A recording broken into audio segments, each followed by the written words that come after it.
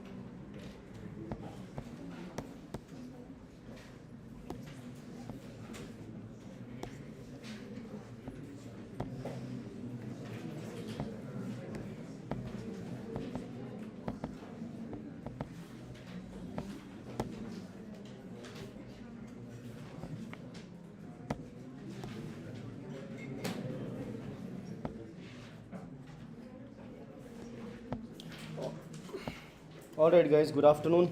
Let's start the class. Okay. So I hope it is being streamed there also. Online students, you can hear me, right? Sure. So there are 5 topics that we will look at. These are those 5 topics. Very first one is about a survey that was conducted by PEW. So this PEW, it conducts a lot of surveys. It is based in Washington DC. What is Washington DC? What is this DC in Washington? District Columbia, right? So it's Washington basically in the region of District of Columbia.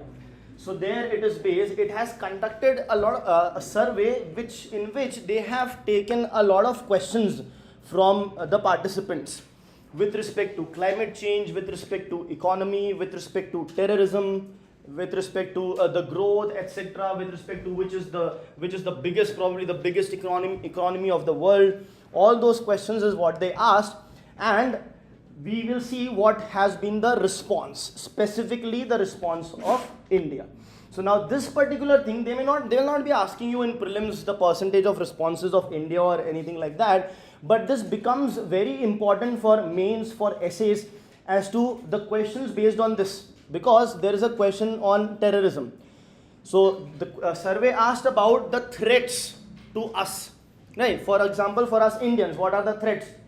Climate change, global economy, terrorism. So whom will we rate the highest? All those interesting things is what we will see over here. Okay? So you can expect a question like in mains, for example, under such survey, India has rated this particular thing as the highest level of threat to us Indians. Critically analyze. Okay? So that kind of mains question would be important from it. Next is the cryptocurrency. So again, cryptocurrency is in news, talking about unlocking the potential of cryptocurrency. So cryptocurrency, it is based on, of course, encryption, decryption. Now using that technology, you can utilize it in various other sectors as well. Economy is just one small sector in which you can implement that technology, right? Next is flexible inflation targeting framework. So we know that India has inflation targeting 2 to 6%, 4 plus minus 2%. Now it was brought in every 5 years. The RBI basically reviews it. Okay, how is it going? Is it good? Is the target right? Should we change it? Should we come down to a single point framework or keep it as a target range only? And should we change the range? So on and so forth. So they have analyzed it and interestingly came up with recommendation in the sense that to keep it the same. So we will see why is that the case. Then you have women-led economic growth for Viksit Bharat. Viksit means developed India. So India wants to become a developed economy by 2047. Important with respect to this, why 2047? Because 100 years of independence. So important with respect to this concept is your topics on essays, for example, or mains. Do you think India can achieve? They have asked a question like this. Do you think India can achieve renewable energy targets, this? In the same manner, do you think India can become developed by 2047? Right? So practice, think about those kind of on those lines. Then the last one is India to be the third largest economy is what our Honorable Prime Minister has said. It is in the wake of what is happening between India and USA. USA imposing tariff, USA calling out calling us saying that we are a dead economy, all those things. So of course we are Indians, we take a lot of things to heart, right? Dead economy, it's very clear, the economy is not dead, it's absolutely clear, but yes, we do take it to heart, and it's all right to, at times tread with the help of passion and emotions. So we have also responded by saying that India will very soon become the third largest economy of the world. But as we all know, in PPP terms, India is already the third largest economy in the world. But without PPP, yes, this is quite possible, right? India becoming third largest economy. We will have to overtake Germany. We'll have to overtake Germany. We have huge population. We have huge amount of demographic dividend potential. So we can probably achieve this. All right. So let's get started with the very first news. So let me ask you these questions which we will be dealing over here. Right. So the first thing, let me put this. Yes. The first thing that we talk about, we'll come to this histogram. Basically, this is talking about world's leading economic power. So which country do you think is the world's leading economic power? So a majority of it are still saying that it is the USA. If you look at India, in India also 53% of Indians, I'll read it out, 53% of Indians are saying that USA is still the leading economy of the world. So this remains the same as compared to their previous research also, but there is a change. The change is the percentages with respect to China is now increasing. China was not this close, but if you look at it, France considering China and USA equivalent, UK considering China and USA equivalent, Spain, Greece, Netherlands, Germany, Italy are saying that China is rather the leading economy and not the United States of America. Right? If you talk Canada, the neighbors, it's very close, 44 and 40%. As far as European Union and Japan is concerned, they are quite less. India also is saying that it is the USA that is the leading economy, but the voices for China is now increasing, is what this graph tells us. Now what we are more interested in, if I talk about few things, one is climate change, right? The other is economy or growth, economic growth. The next is, let's say, terrorism, right? How would you rate them with respect to which of it being the most threatful for Indians, or the thing which we should focus more on? What is threatening us more? Not on which we should focus more, of course that will not be the right way to put it. Out of these things, what threatens India the most? Huh? Climate change. How many of you say climate change? Climate change. Okay, 4 or 5 people. How many of you say economy, growth, economic growth? Few people. I am talking about the topmost, right? And how many of you say terrorism?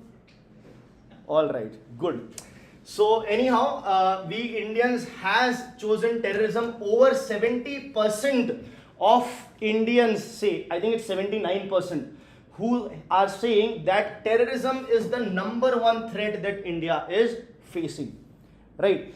As far as climate change and economy is concerned, this report, when it came out, it itself said that Indians are basically least concerned about economy and climate change. Indians are basically least concerned about the economy and climate change. So we'll see that.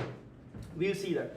So let's directly look at that. Yes. So this is what the figure talks about. Only 49% of Indians said that global economy was a major threat. Now we are lowest among the 25 nations that were surveyed. So we were the lowest nation among the 25 that were surveyed, saying that the economy is a threat. Now why is that the case? Why is that the case? Our economy is growing at 6.4%. We are the fastest growing major economy of the world. India is the fastest growing major economy of the world. Major economy of the world. That is one reason. Next, if you look at 55% are mentioning that climate change is also a threat. So it is not that 49 and the remaining will be 51 distributed. It's not like that. It is talking about, do you consider climate change as a threat? So 49% say yes, 59% say no. Now that can be a bit alarming in the sense that we do have droughts, we do have floods, we do have heat waves. But at the same time, we may have huge amount of floods in urban area as well, but that is not as such a doing of climate change. The flooding is happening because of poor, improper or poor urbanization and construction that is happening. But of course, heat waves, extremity of weather is definitely a part of climate change. Then climate change only 55%. Again, this is the lowest globally. This is the lowest globally. So globally, the other 24 nations all are having higher percentage than this. Next is terrorism. So 79% of the people are saying that terrorism, yes, terrorism is the biggest threat over here. Now this is not the topmost, it is of the highest level. Now there are a lot of subjectivity to this. Maybe we might be facing this terrorism to the highest degree than the other countries as well. But the other countries, even to a small extent, they are fearful a lot. Right? A lone wolf attack, a lone wolf terrorist attack may take place, a couple of people will die. See, loss of life is basically priceless. But then in that much life loss also, they will take extravagant actions. Right? But here in India, we do take certain actions. But we do have lack of resources, we do take certain actions, but somehow we are not that much, strict with respect to these things. For example, these attacks are happening, but still, when we are in the line of a mall and we are asked to properly get checked and frisked, we still get frustrated out of that. Whereas in the Western world, you will see people actually cooperating to a higher extent than what we do. A lot of it happens because of the population, so you have to take a lot of time to do that. All those things are there. right? So this is not to say that India is having the lesser threat than the other countries. The threat might be more, all right, because all these things that are happening is very subjective in nature. Okay. The last thing here is false online information and infectious diseases. So false online information, 70% people consider that as a threat, as well as 70% people consider infectious disease also as a threat, especially because it's not been long since we have faced COVID. Is that clear? If this might have happened before COVID, maybe this percentage would have been very less, because at that time and even now the communicable diseases are reducing and the lifestyle diseases are increasing. But of course, what has happened? COVID has happened, which was infectious. So infectious diseases is really scary, wherein you not doing anything, taking care of yourself, but still the infections can be contagious. All right, so this is clear. As far as false online news is concerned, 70% people consider this as a threat, which is a very good thing to know. I hope one day almost 100% people consider this to be a threat. And this too, of course, terrorism is definitely a threat. These are India's numbers. You can quote it, you can write it in your exam as well. Let's get back to the world figures. So with respect to the global data, right, India is least bothered, only 49%, but with respect to the global data, 70% around the world as in the 25 countries that were surveyed, are concerned about the global economy, right? So a very straightforward question could be, why it's 70% around the world but only 49% in India? Is that clear? Does that make sense? Okay? And 4% are specifically dismissing it as not a threat at all. Okay. Next, inequality. So when you talk about inequality, if I ask you that we are in this present generation, what about the next generation? Do you think the next generation would be wealthier than us or poorer than us? Wealthier is what we see, but here what is happening is they expect that their children to be worse off financially as what we are today. So that is more than half the... See, please understand that here we are all UPSC aspirants. So this sample size and this sample that is there, that is not an average Indian sample size or an average sample size of the world, because you are asking randomly an average citizen of the country. Right, in this classroom we are comparatively more learned than an average Indian citizen is what we could safely say, right? That is why the answers may differ. So 57% are considering that their children would be probably worse off than how they are. Then you talk about the median shift. This this one. The US, so US is still considered to be the biggest economy leading, but the percentage of people who consider it is declining slowly and steadily. Okay? This is the report which is all about. The PEW is simply a research organization which conducts this survey. It has been brought out. This gives a lot of fodder for your answers, essays, and possibly the topics of your essays. However, what has happened in essay this time is all essays were philosophical and quote based. Next year it may remain the same or it can change as well. Sure. Next, let's come to the cryptocurrency. Yes, in one of the classes we have discussed cryptocurrency. What is cryptocurrency, right? So cryptocurrency basically is crypto coming from the word cryptic, thing that is something that is encoded, right? So it is basically, there is going to be encryption and there is going to be decryption. Now, as I told previously as well, what happened a decade and a half back is one of the person or an organization, they coded huge amount of codes, right? And the moment you keep on uncoding it, basically they encrypted the code. The moment you start decrypting it with respect to the level of codes that you decrypt, you can earn cryptocurrency against it. Is that clear? So you can earn cryptocurrency against it by decoding that code. The decoding of the code can be done in various ways, through coding itself, through playing games, so on and so forth. When you decode, you get, let's say, 1 Bitcoin. When you get 1 Bitcoin, now this Bitcoin comes in the market, and once this is in the market, now it can be traded among ourselves as well, wherein we can buy and sell also Bitcoin, or buy things, goods and services also through the Bitcoin. But from where it is coming? It is coming from this encryption. Right? Now, since Bitcoin was the first cryptocurrency, it started this trend. Now, there are other cryptocurrencies which have also come in the market. So, it gets really confusing, but consider it simply as a coupon. So, you have millions of puzzles that are there. The moment you crack one puzzle, you get a single coupon. So, if there are total 10 million puzzles, there will be total 10 million coupon.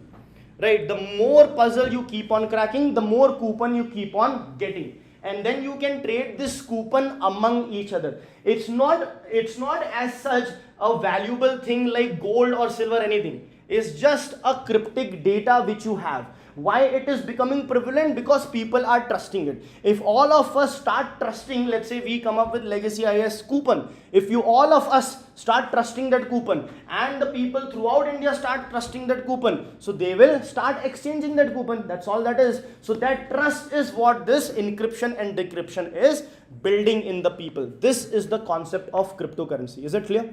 Any questions? Right. So this is what cryptocurrency is. Now, India, this is a very important fact. India surprisingly leads the world in adoption of cryptocurrency.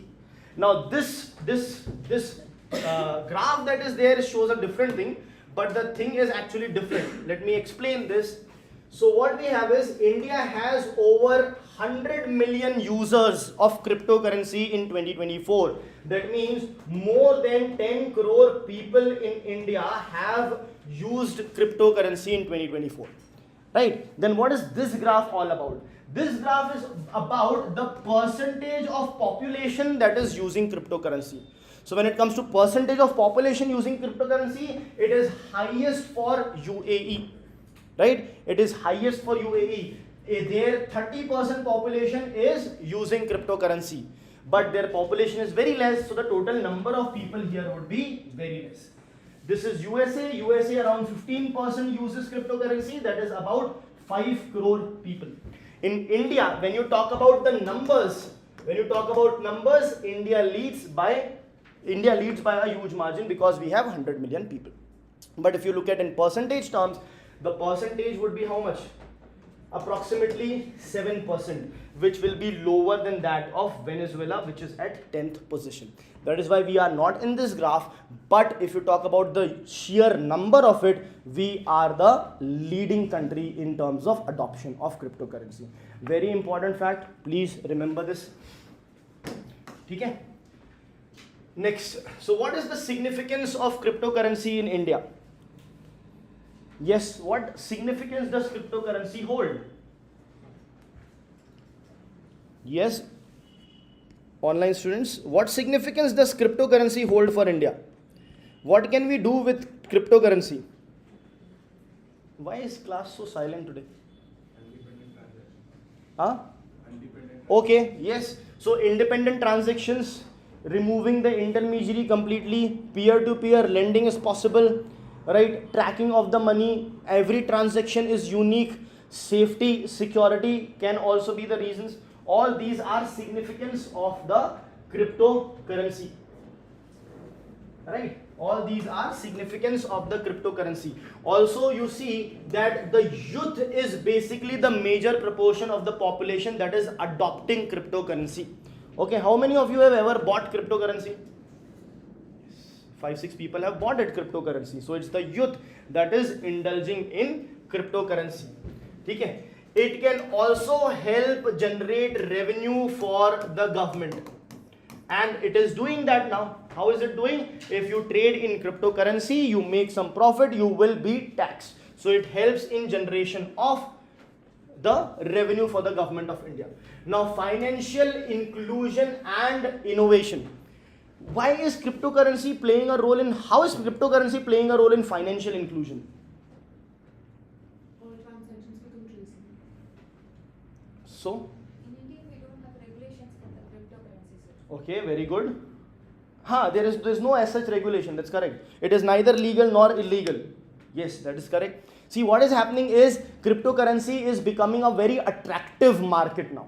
Very attractive market due to huge exponential increase. As a result of which, a lot of people who might have not invested in other traditional sources of investment are now investing. Because of which, what is happening, of course, financial inclusion, at the same time their money is also coming in the market. So the economy is also growing, because as their money would have remained outside the market, but now they find this to be, some people look at it as a very easy or a quick way to get rich, right? So that is why it's attracting a huge amount of money into it. But of course there will be a downside to it. What will be a downside? It is highly fluctuating in nature, so you might as well lose your money also. Okay? So whatever is the positive, similar will be its negative. If you talk about financial inclusion and innovation, on the other hand, you can talk about the issue of there is not much research, etc. Its stability, all those things, its volatility, all those research are not being done. In shares, at least you have mutual funds, mutual fund organization, you invest in that mutual fund, they are experts who will trade for you. In Bitcoin also you can of course take the advice, but taking advice here is not that prevalent. You are doing it individually on your own in such a volatile market. So that is a big downside of cryptocurrency. Okay? Challenges. So the challenges that we have here, number one challenge is the regulatory challenge. There are no proper rules and regulations for regulating the blockchain technology in general and cryptocurrency in particular. Next is volatility. It is highly volatile, means its prices are going to fluctuate like anything, right? Since a decade or so, from around $4-5 or let's say 200-300 rupees, now it has gone to 1 crore rupees. So that is a huge fluctuation that we are talking about. Next is illicit use. Illicit use in dark web also it is used. What is dark web? Dark web for transaction, for hits, for killing, for drugs, for human trafficking also cryptocurrency is now being used. Yes, what is dark web? How can you log on to dark web? Very good, very good. And then how do you find, yes, very good. How do you find things on dark web? There you have to manually actually search for things on the dark web. There are a couple of browsers. The top browser, the .onion domain name is there, through which you log on to dark web. Wherein if you want to search particular things, you have to manually search. Here what happens, you type it, it gives all the results that are there. There it will not happen. Why it's named like onion? Because you have to keep on peeling basically page after page after page to land onto the required page. That is why it is called as a dark web. It is not visible directly. Okay? So illicit use is happening along with the use of dark web. Next is energy consumption. How is energy consumption a reason here? Yes. So basically I told you one way to earn Bitcoin is to decode the coding that has been done. So to decode them, there are companies which are simply decoding that code in order to earn more and more Bitcoins. Now to decode you need huge power, big servers which require huge amount of energy. Right? If you watch any sci-fi movie wherein artificial intelligence or this big servers are there, the machine which takes the data of the entire world, then how will the police track them? Just try to see where is the highest density of power consumption going to. So probably that is the place where they are stationed. So it uses a huge amount of energy. Then cyber security threat is also there. Especially linking it to the dark web, there is a cyber security threat also. Okay, so these are the challenges with respect to cryptocurrency. Anything else? So how can you address these challenges of cryptocurrency? You still want to trade in cryptocurrency, but there is volatility. What do you do? Stable coins. Stop loss orders. Right? Stop loss orders. Stop loss orders are what? See, if I buy a share, it's there in shares also. If I buy a share at 200 rupees, now it's trading at 700, 800. Now if I sleep on it, tomorrow I don't know where it is going to happen. So I can have a stop loss order as well. That if, I have bought it for 1000, now it has gone trading at 900. So I might have put a stop loss at, let's say, 850. So when it is at 850, it is going to sell itself off. So what happens is my loss stops there itself. So in cryptocurrency also what you can do is, if you are buying a cryptocurrency worth 1 lakh rupees, now though it's very costly, it may still get costlier. You buy it at 1 lakh rupees, whatever portion of Bitcoin, you can put a stop loss. That if it declines, then at this moment of point, you sell it off. Okay? So that will help, that is good. Someone said stable coins, right? Stable coins is also a way to reduce the volatility, wherein you are pegging the bitcoins to other currency or maybe some commodities. But then if you do that, the entire exponential profit, etc., that you might have got goes out. So it takes away the shine from the dealing that we do in the cryptocurrency, the reason why we deal in cryptocurrency. Make sense? But we can do that. Of course, keep emotions in check. You don't have to deal with emotions. You have to trade along with after research. Okay? Then diversify your investments. Multiple bitcoins is multiple cryptocurrency is what they're talking about. Do your own research. Okay? As far as illicit use and cyber security, etc., is concerned, you can talk about the government initiatives like I4C, etc., which are there in the cyber security domain. Okay? Next, flexible inflation targeting. So we in India have flexible inflation targeting. That means we are targeting not a direct percentage but a range from 2 to 6%. Okay? 2 to 6% is what we target. So what is the significance of this? The significance of this is that it gives a lot of big range in order to play with the macroeconomic parameters. Okay?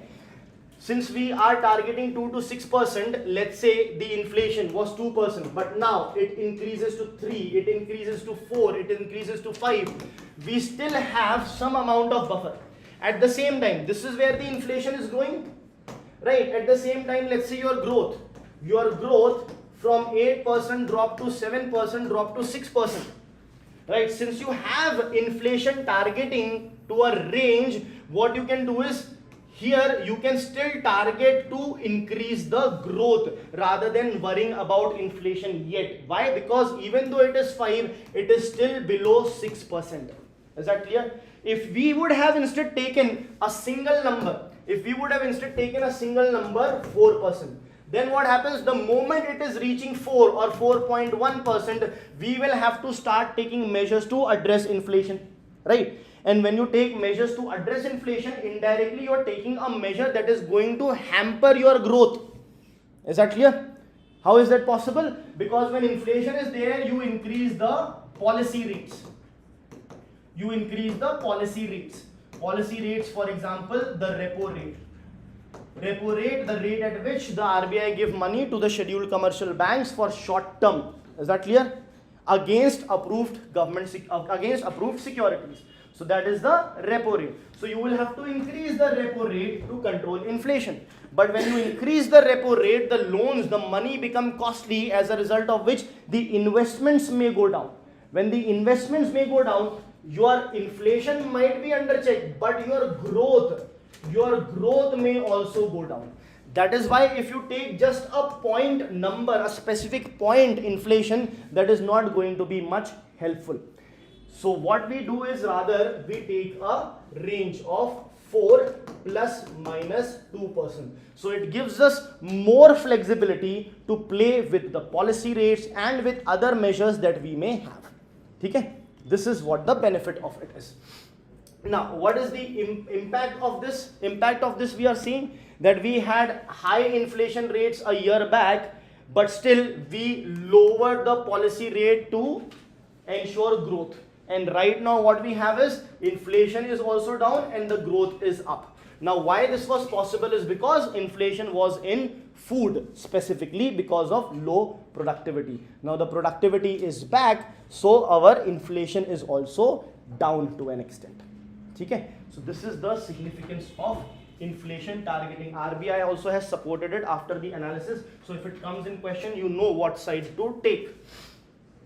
Okay? Next, during this analysis, they considered certain things. They considered that should we keep headline inflation as the main thing, or should we go for core inflation, right? So when RBI is talking about 4 plus minus 2% of inflation, what inflation is it talking about? Headline inflation or core inflation? Headline inflation. It is talking about headline inflation. So there was a consideration in front of RBI that should we keep inflation targeting with respect to headline inflation only, or should we move towards core inflation? So RBI chose to stay with headline inflation only. Is that clear? These points you should know, because if tomorrow the question is asked which is a better measure of inflation targeting by the RBI, critically analyze. So if you know what RBI stand is, it becomes easier for you to answer that. Right? So this is what it is going to stick with this. Now why is it going to stick with this? It has also given a reason. It has given a very simple reason, saying that when you talk about consumer price index, now consumer price index is having around 46-47% of food weightage into it. Now a very high food weightage in a consumer basket is basically a reflection of poverty in a country also, right? Or less per capita income also. Simply because if someone is earning less amount of money, only 200 rupees, majority of their money is going to go into food, and very less money is going to go into consumer durables and other things. That is why the weightage of food is going to be high. RBI says with increasing per capita income, the increase in the per capita income is going to lower the percentage weightage of food that is there in the basket. Since that will get lowered, food is one of the volatile component of headline inflation, right? Food is volatile. That is why we remove food and energy and calculate core inflation. But RBI says we'll keep it headline inflation, will involve the food and power also, because with increase in per capita income, the food share is going to reduce. The food share is going to reduce. And once that reduce, then we may also think of changing this range and having a narrower band of inflation range, right? So presently we have 2 to 6%, maybe then we may have, let's say, 3 to 5%. This will be possible when the percentage of food goes down in the headline inflation in the coming years, right? Right now there is no need to change anything, is what has been mentioned. This is clear? So their ultimate decision is there is no compelling reasons to alter anything that we are doing as of now. Okay? Is that clear? Yes? Sure. Any questions?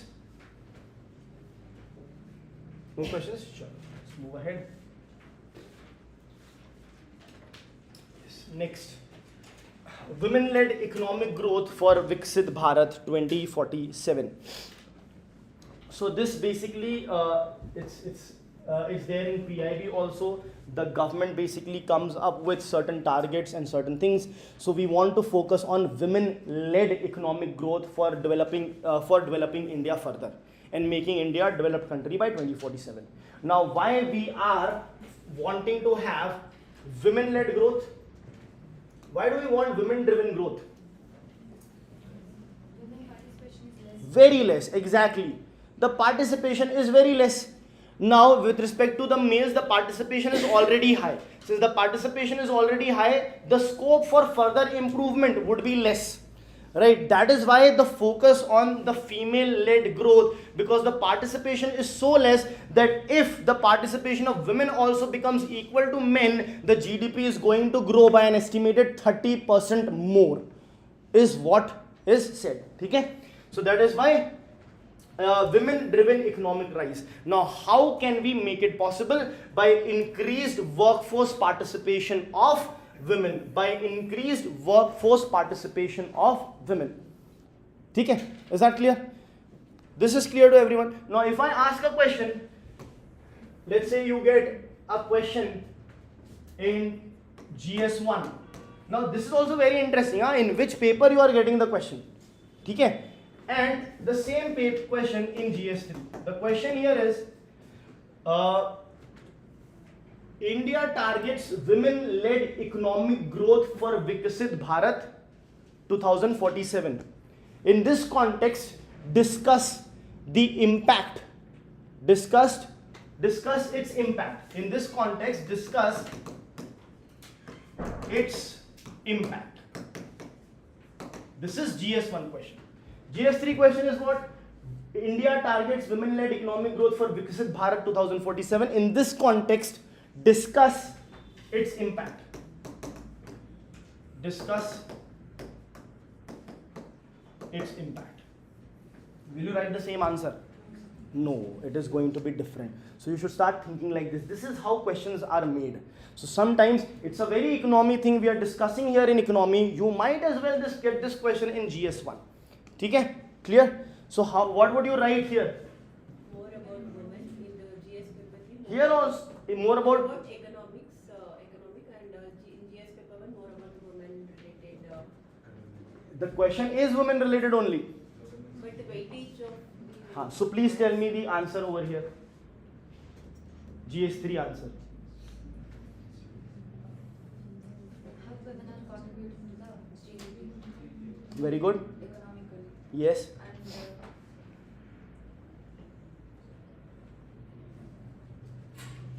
labor work participation force. Okay. Yes, online students. What will you write in here? What else? Yes.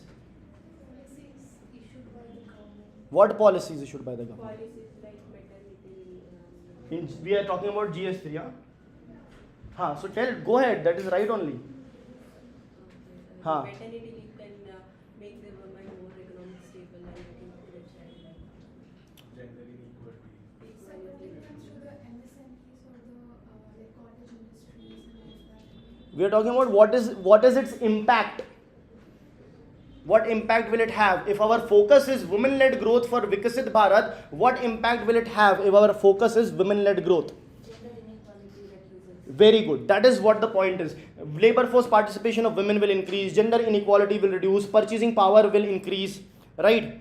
So all these things will happen. The GDP will increase, right? The per capita income will increase, inequality will reduce, poverty will reduce. All those things you talk about. Right, maybe one aspect of society you can add, but majorly it will deal with this. Okay. Now interesting part is GS1. How do you answer here? Yes, someone else who has not answered anything. Please. How do you answer here in GS1? See, that is what the whole point is, because this is mains related. Right, you will read the news, you will have the notes, you will know what it is, but how to apply? We are now trying to apply the knowledge. Yes, please. Social and cultural. Let others answer, please. Women empowerment. Women empowerment. It's a very generic. What women empowerment? It's going to lead to women empowerment. Chalo, fine, fair enough. What else?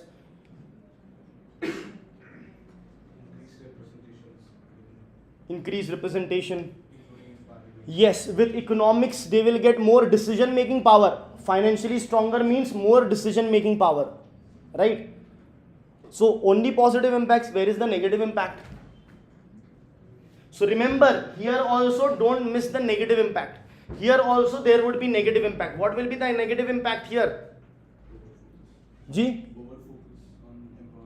Over focus. Too much focus on women. Males are getting left out.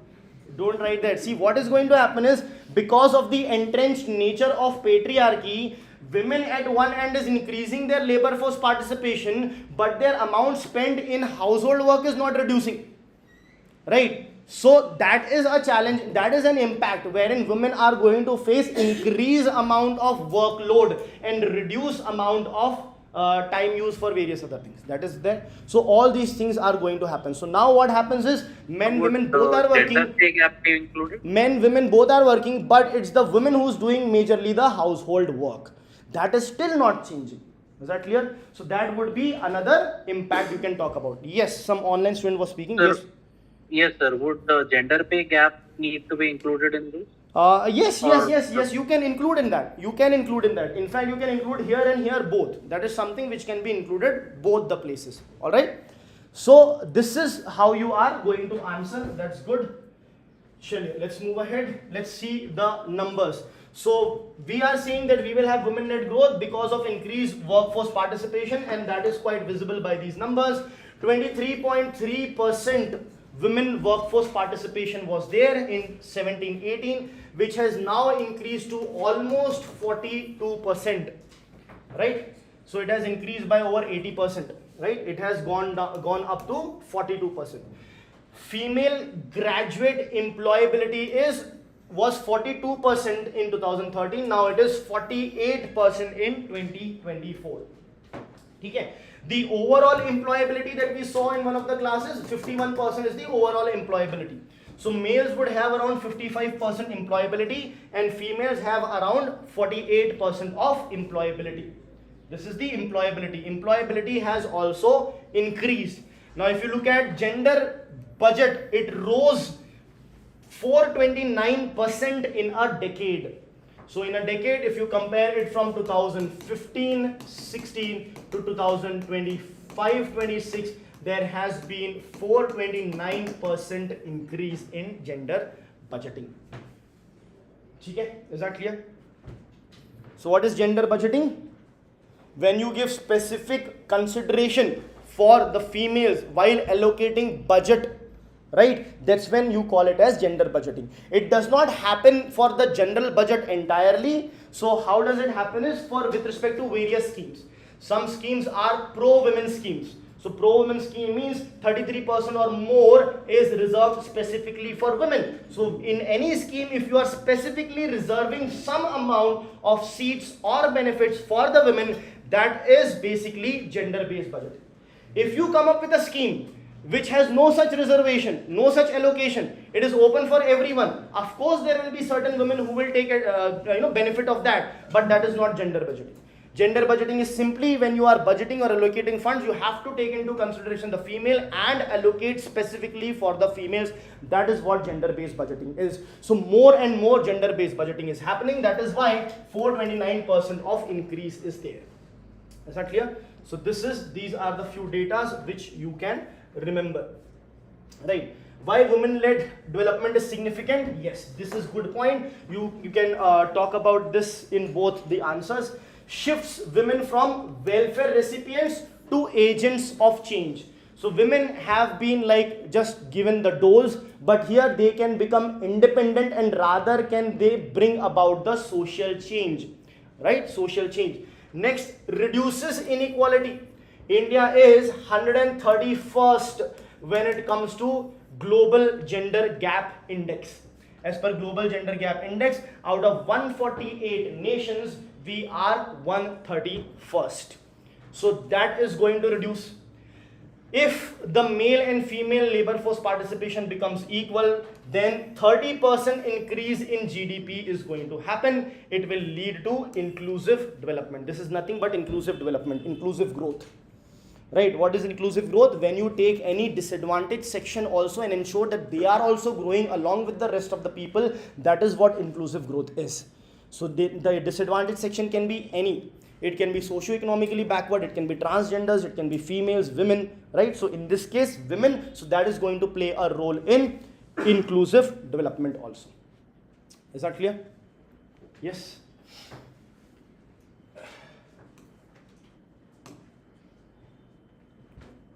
Can it also help reduce gender pay gap? Yes, it can help reduce gender pay gap. You know, when more women are coming into labor force, that means more women are getting educated, are getting skilled. So they are also now getting exposed to different universities, colleges, etc. More liberalization is happening, right? So when more exposure, of course, they are also going to start earning more as well, because now they will also bring more on the table. Okay? Clear? Yes. What are the challenges in doing so? Yes, that patriarchy that we talked about, right? So that is a challenge. What else? Yes, the societal norms, the patriarchy, the safety, the security. So let's have a look at it. Safety problems, abuse, violence, discrimination, physical, sexual, mental harassment. You have to mention these points in your answer. Okay? These are the challenges. No equal pay, gender pay gap, work-life balance. We talked about double work. Children and career balancing. The balancing act is required. No high-level jobs. This is glass ceiling. This is the concept of glass ceiling. Beyond a certain level, the females will not be promoted. Alright? Previous organization had 15 heads. None of them were females. And it is not to say that there were no, intellectual or intelligent or smart people there in the female gender. But none of them were female. So that is what this glass ceiling is. Right? Clear? Okay? So how do you address this gap?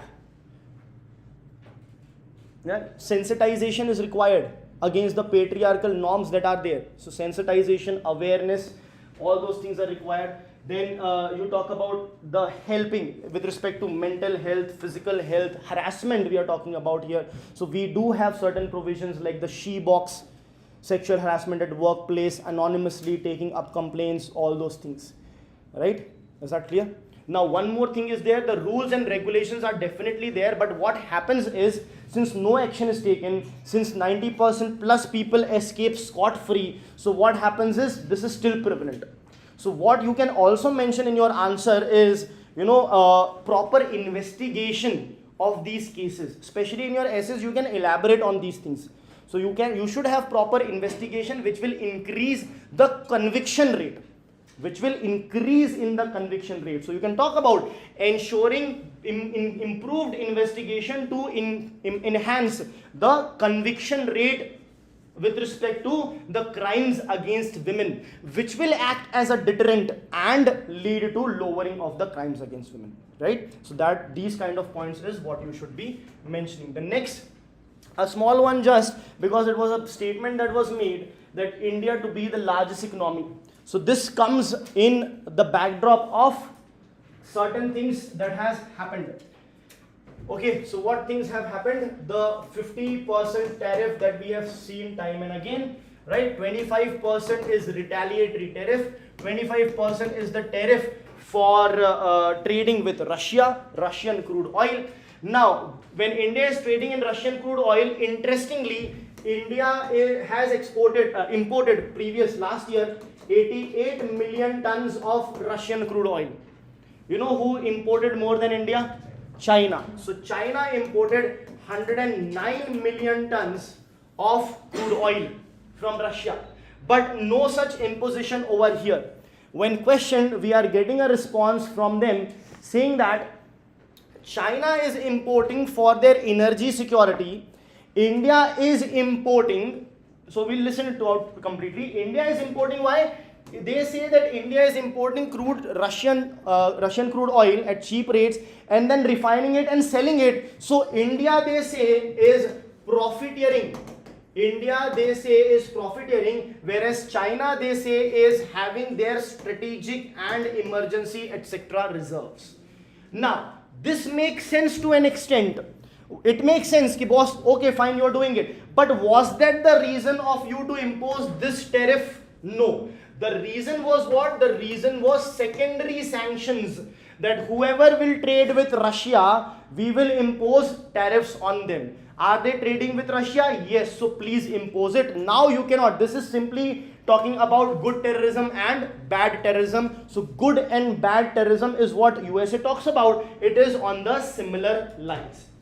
After that, there is another statement that is coming out, which I think the senior counselor to Donald Trump, Peter Navarro, has made, that the Brahmins in India are profiteering at the expense of the rest of the Indians.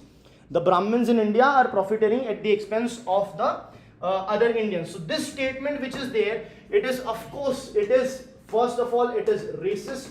It is also, we will call it as casteist, and it is also orientalist, right? Plus, at the same time, he has completely misunderstood the point, and he does not have much knowledge of India as well, because the Brahmins, though they are higher up the hierarchy in terms of the social status and caste, but with respect to economic powers, they are not the business persons and stuff.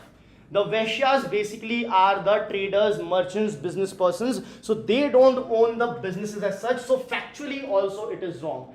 But from where this concept of Brahman is coming is from the USA's community that is known as the Boston Brahmins.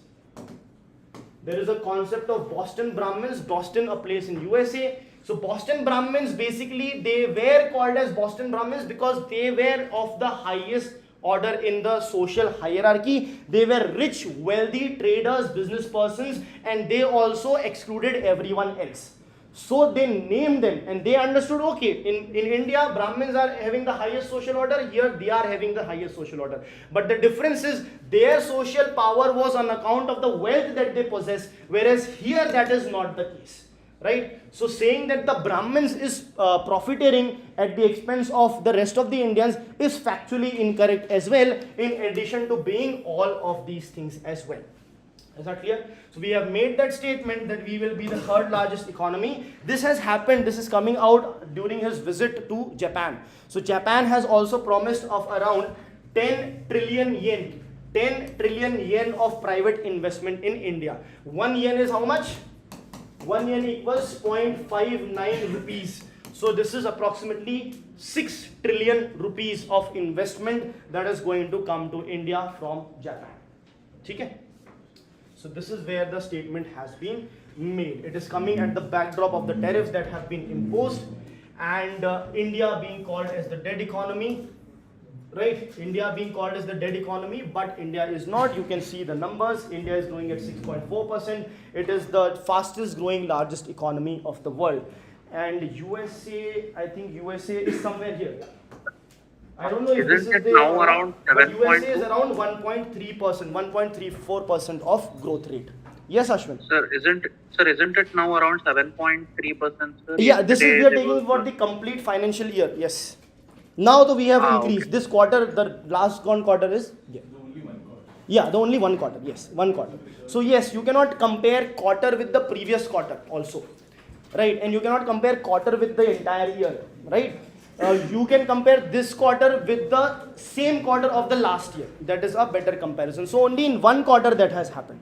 All right, is this clear? You are ready to go? Ready to leave? All right, so that's about it. Please focus in the manner that we studied. With respect to questions, you have, please hold on, you have certain more topics to study, majorly from mains perspective. So you can see a lot of trade related things, trades, tariffs, e-commerce export policy, all these are very important for your mains examination. All right, thank you. sir, one Yes, Ashwin. small doubt. Yes. This the PSIR session, will it start at 1:30 or will it be from 1:30. The optional classes will start at 1:30, I think. Because timetable says 2 and the messages we got yesterday said 1:30. No, just ask them once. I think it should be 1:30, but just message them once, please. Thank you. Okay, yeah.